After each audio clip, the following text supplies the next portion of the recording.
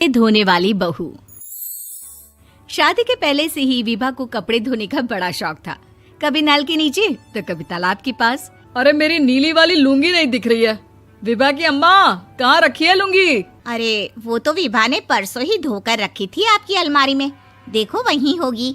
वो ना मैंने आज धो दी, मुझे लगा कि गंदी हो गई होगी। अरे कैसे गंदी हो गई थी? उसे तो मैंने पहना भी नहीं। हे भगवान, इस लड़की के कपड़े धोने की आदत से परेशान हो गया हूँ मैं। जितना तो घर में राशन नहीं आता, उससे कहीं ज्यादा डिटर्जेंट पाउडर का खर्चा है। इसकी शादी करवा दो, शादी जाए अपने घर में ही करे काम, फिर चाहे घर के कपड़े धोने हो या पूरे गांव के। हाँ ठीक बोल रही हूँ, देखता हूँ मैं कोई लड़का। वो दिन भी आ जाता है जब विभा को देखने लड़के वाले आ जाते हैं। लड़की मुझे अच्छी लगी। होने वाली सास कहती है, बेटी अगर कुछ पूछना है तो पूछ लो।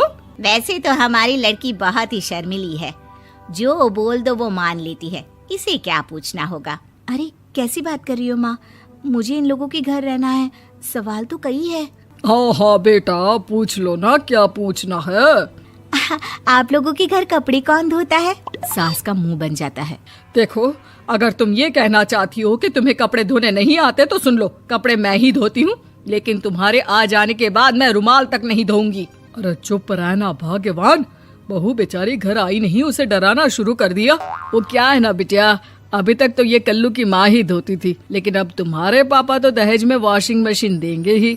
तभी विभा की माँ बोल पड़ती है, सवाल भी पूछा तो क्या। वैसे भाई साहब, मशीन की तो फिर भी कपड़े धोने की कैपेसिटी होती है। मतलब जो बिटिया दे रहे हैं ना विभा, इसे कपड़े धोने का बहुत शौक है। ये आप लोगों के क्या, आस पड़ोस गांव मोहल्ले सबके कपड़े धो दे और उफ तक ना करे। बाहर देखा नहीं आपने कितने कपड़े सूख रहे हैं, सब हमारी बिटिया ने ही तो धोए हैं। बस भी करो ना माँ, शर्म आ रही इतनी तारीफ सुनकर। और तो और एक दाग निकाल कर दिखाओ तो मान जाओ। हाँ अच्छा अच्छा, माफ करना बेटा, मैंने गलत समझा।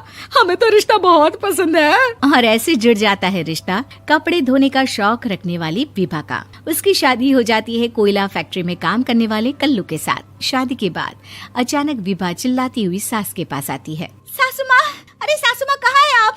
ये तो धोखा है, धोखा दिया आप लोगों ने मुझे।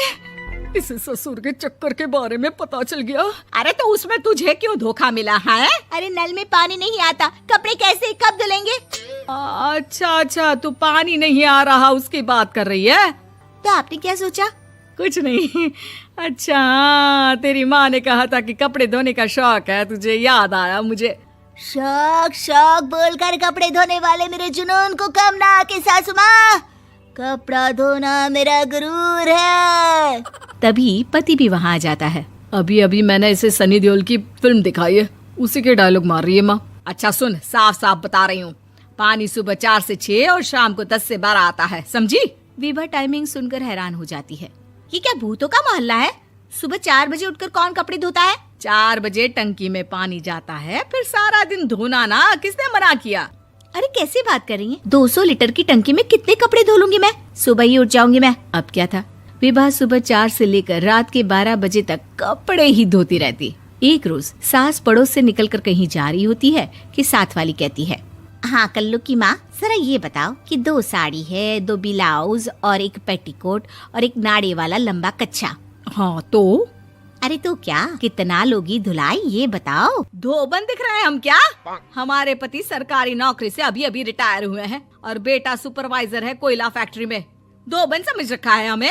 हाय रे कल्लू की अम्मा, माफ कर दो, वो तो मोहल्ले में यही सब बता रहे थे कि तुमने बहू को कपड़ा धुलवाने के काम में लगा दिया है। सास को पड़ोसन की बात सुनकर गुस्सा आ जाता है। वो घर पहुंचती है जहां घर के बाहर ही इतने सारे कपड़े सूख रहे होते हैं जितने कि किसी धोबन के घर पर। अरे ओ कल्लू की दुल्हन, बाहर निकल।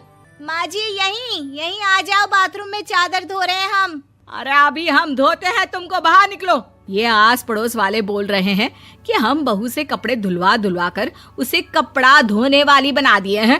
अरे छोड़ो ना माँ जी, किन लोगों की बातों में आती हो?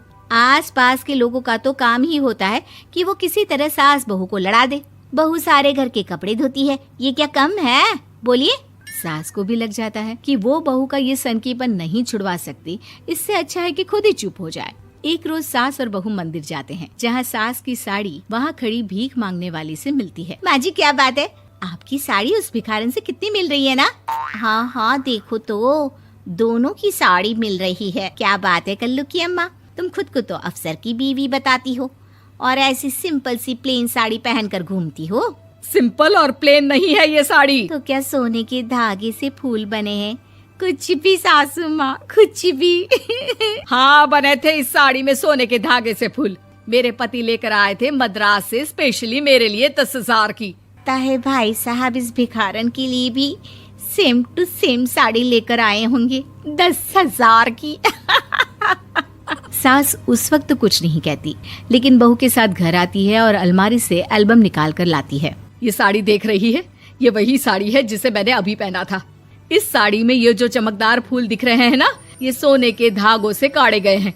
लेकिन तू लोकल वॉशिंग मशीन ब्रश से घिस घिस कर सारे फूलों को निकाल कर साड़ी प्लेन कर दी। मुझे माफ कर दीजिए सासू माँ। और तो और, जब मैंने तुझे तेरी गलती के लिए कुछ नहीं कहा, लेकिन तूने तो सबके सामने मेरा मजाक ही बना दिया। क्यों? बहू को समझ में आ जाता है कि अब से उसका कपड़े धोना बंद।